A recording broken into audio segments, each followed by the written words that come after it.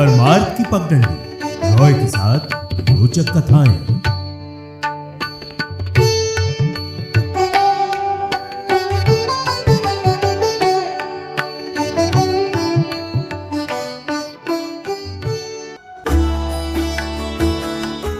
रॉय के साथ royal FM पर परमार्थ की पगडंडी पर हो रही है आपसे एक बार फिर से मुलाकात। और आज 12 ज्योतिर्लिंगों की श्रृंखला में हम आपको सुनवा रहे हैं कथा श्री केदारनाथ ज्योतिर्लिंग की, यानी कि 5वें ज्योतिर्लिंग की। ज्योतिर्लिंग स्वयंभू होते हैं, यानी कि ज्योतिर्लिंग स्वयं से प्रकट होते हैं।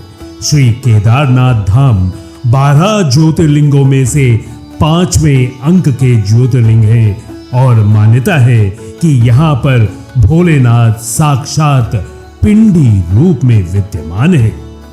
भारत के 12 ज्योतिर्लिंगों में श्री केदारनाथ एक प्रमुख ज्योतिर्लिंग है। शिव पुराण के अनुसार यहाँ भगवान शिव स्वयं प्रकट हुए थे। उत्तराखंड में हिमालय पर्वत की गोद में स्थित केदारनाथ धाम 12 ज्योतिर्लिंगों में सम्मिलित होने के साथ ही 4 धाम और पंच केदार में से एक है। माना जाता है कि यहाँ आने वाले भक्तों की सभी मनोकामनाएं पूरी होती हैं। भगवान शिव के 12 ज्योतिर्लिंगों में सर्वोच्च केदारनाथ धाम की अनोखी कथा है। कहते हैं कि केदारेश्वर ज्योतिर्लिंग के प्राचीन मंदिर का निर्माण पांडवों ने करवाया था। पुराणों के अनुसार केदार महिष यानी भैंसे का पिछला भाग है। यहाँ भगवान शिव भूमि में समा गए थे। जब महाभारत का युद्ध समाप्त हुआ तो इस युद्ध के रक्त संहार को देखकर भगवान शंकर पांडवों से रुष्ट हो गए थे।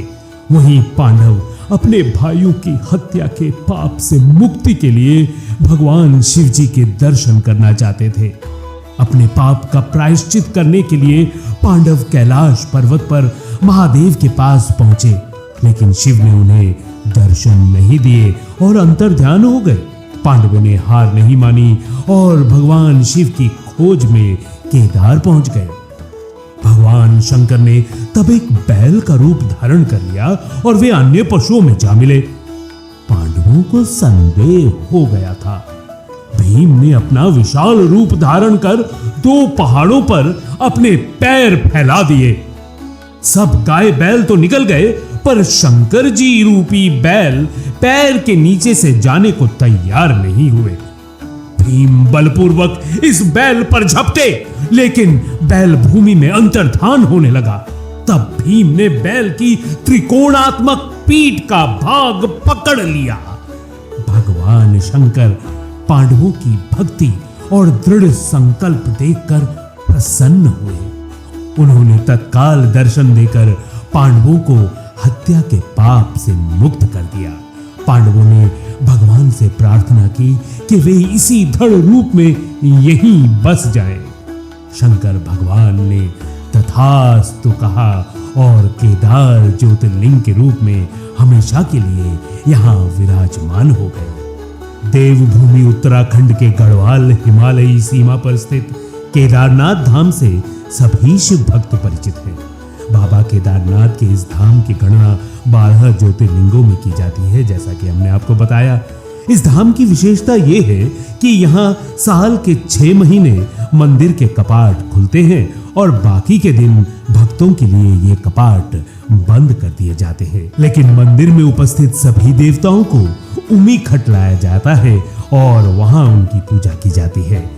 हिमालय की गोद में स्थित इस धाम के दर्शन करने के लिए देश विदेश से श्रद्धालु लाखों की संख्या में यहाँ आते हैं। साथ इस स्थान की अलौकिकता को देखकर मंत्र मुग्ध हो जाते हैं। मान्यता है कि बाबा केदारनाथ के दर्शन के बाद ही बाबा बद्रीनाथ के दर्शन करने चाहिए, अन्यथा यहाँ की गई पूजा निष्फल हो जाती है। इसके साथ धार्मिक ग्रंथों में यह भी बताया गया है कि यहाँ बाबा केदारनाथ सहित नर नारायण के दर्शन करने से सभी पाप मुक्त हो जाते हैं और अंत में मोक्ष की प्राप्ति होती है। यहाँ ये बताना भी आवश्यक है कि जिस स्थान पर पांडव शंकर जी से मिले थे उस स्थान को गुप्त काशी के रूप में जाना जाता है। ये तो बात हम आपको पहले ही बता चुके हैं कि भगवान श्री कृष्ण के कहने पर ही पांडव भ्राता भगवान शिव के दर्शन करना चाहते थे, क्योंकि महाभारत के युद्ध के बाद भाइयों की हत्या की ग्लानि से वे पीड़ित थे और प्रायश्चित करना चाहते थे। लेकिन कुछ ही समय बाद गुप्त काशी से भी भोलेनाथ अदृश्य हो गए और 5 सिद्ध रूपों में प्रकट हुए। वो 5 रूप हैं, केदारनाथ में उनके कूले हैं, रुद्रनाथ में उनका मुख मौजूद है, तुंगनाथ में हाथ और मध्य महेश्वर में उनका पेट मौजूद है। महादेव की जटाएं कल्पेश्वर में मौजूद है। इन 5 सिद्ध स्थानों को पंच केदार नाम से भी जाना जाता है। भगवान शिव का यह भव्य मंदिर मंदाकिनी नदी के घाट पर स्थित है। मंदिर के गर्भगृह में हर समय अंधकार रहता है और दीपक के माध्यम से भोलेनाथ के दर्शन किए जाते हैं। यहाँ स्थापित शिवलिंग स्वयंभू है, जिस वजह से इस स्थान का महत्व और अधिक बढ़ जाता है। शास्त्रों में बताया गया है कि केदारनाथ धाम में सबसे पहले मंदिर का निर्माण 5 पांडवों ने किया था। हम आपको कथा में बता ही चुके हैं, लेकिन वो समय के साथ विलुप्त हो गई। फिर आदि गुरु शंकराचार्य जी ने इस मंदिर का पुनः निर्माण किया था। खास बात यह है कि उनकी समाधि भी इस मंदिर के पीछे ही उपस्थित है।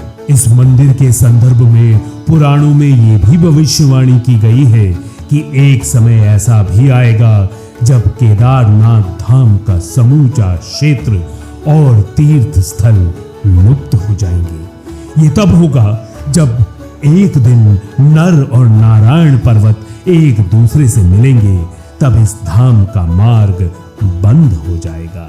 इस घटना के कई वर्षों बाद भविष्य बद्री नाम से एक तीर्थ का उत्थान होगा। शिव पुराण में यह भी बताया गया है कि भगवान विष्णु के अवतार नर और नारायण ने बद्रिकाश्रम में घोर तप किया, जिससे प्रसन्न होकर भगवान शिव ने उन्हें दर्शन दिया और वरदान मांगने को कहा। तब नर नारायण ने लोक कल्याण के लिए सदा शिव शंकर से यहीं विराजमान होने की प्रार्थना करी।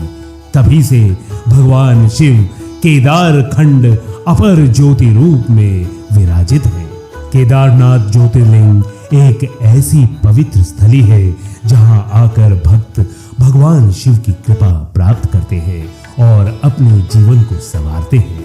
ये स्थल न केवल धार्मिक दृष्टि से महत्वपूर्ण है, बल्कि यहाँ की प्राकृतिक सुंदरता और आध्यात्मिक वातावरण भी भक्तों को शांति और मोक्ष की ओर प्रेरित करता है।